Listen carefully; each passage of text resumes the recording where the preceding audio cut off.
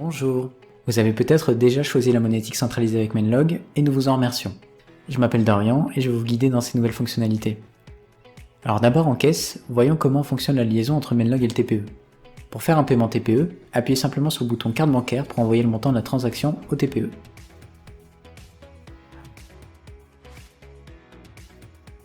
Alors vous pouvez voir que le TPE demande à votre client de présenter sa carte pour réaliser le paiement.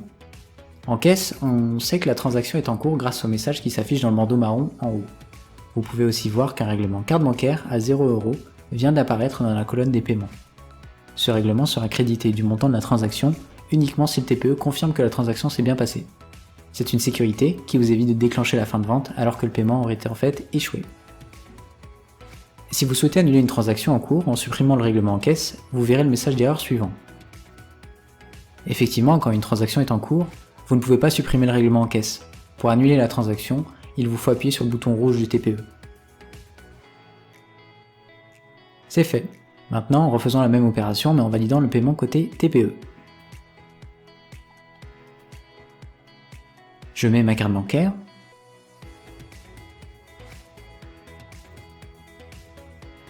Et je tape mon code.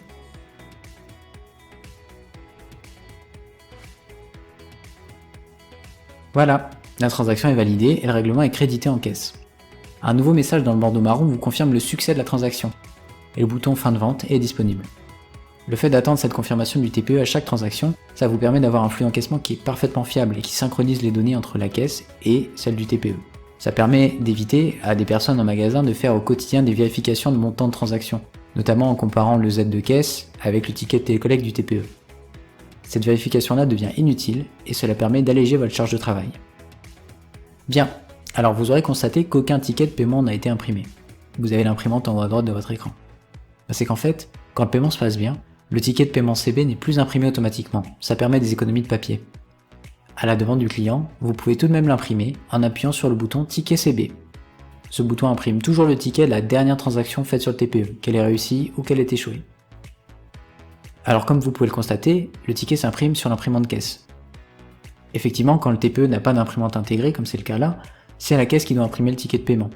Dans ces cas-là, comme pour le ticket de caisse, vous devrez vérifier régulièrement qu'il vous reste assez de papier dans l'imprimante pour pouvoir imprimer tous vos tickets.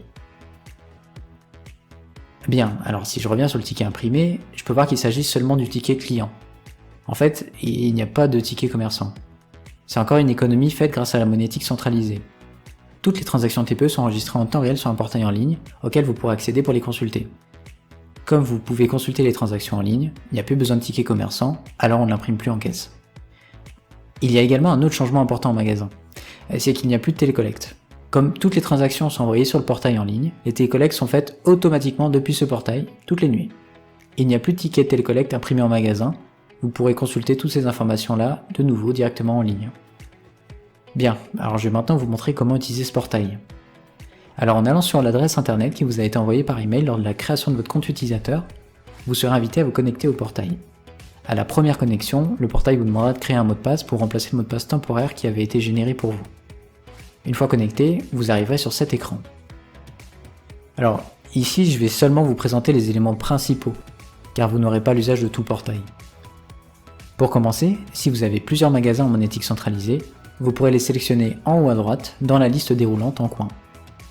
La mienne est verrouillée à Menlog siège, parce qu'on n'a qu'un seul commerce qui a été créé sur cette plateforme. Et cette sélection elle vous permettra de trier les données dans lesquelles vous allez naviguer ensuite.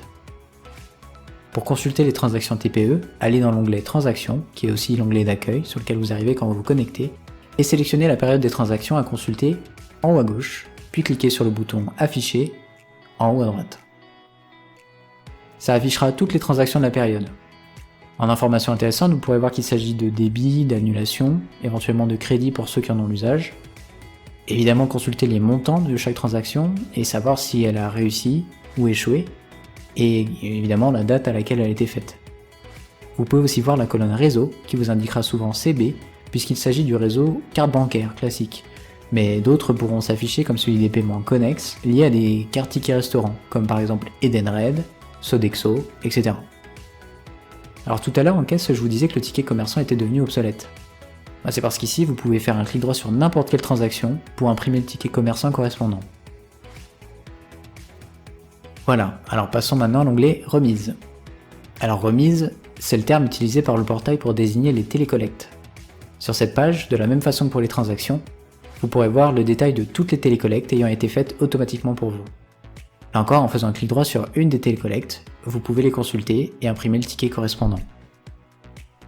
Et c'est à peu près tout pour les télécollectes. Sachez que même si ce système de télécollecte automatique et dématérialisé est plus pratique pour vous, les délais pour percevoir l'argent sur votre compte bancaire seront les mêmes que dans un système classique. Il n'y a pas de changement à ce niveau-là. Le dernier onglet qui pourra vous servir est celui des récaps. Cet onglet permet de faire des statistiques sur des ensembles de transactions. Vous pouvez les regrouper par contrat, jour, réseau, etc.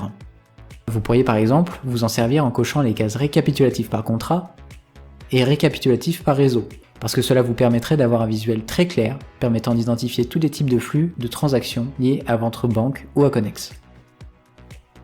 Bon, nous avons exploré tout ce qui pourrait vous servir sur ce portail.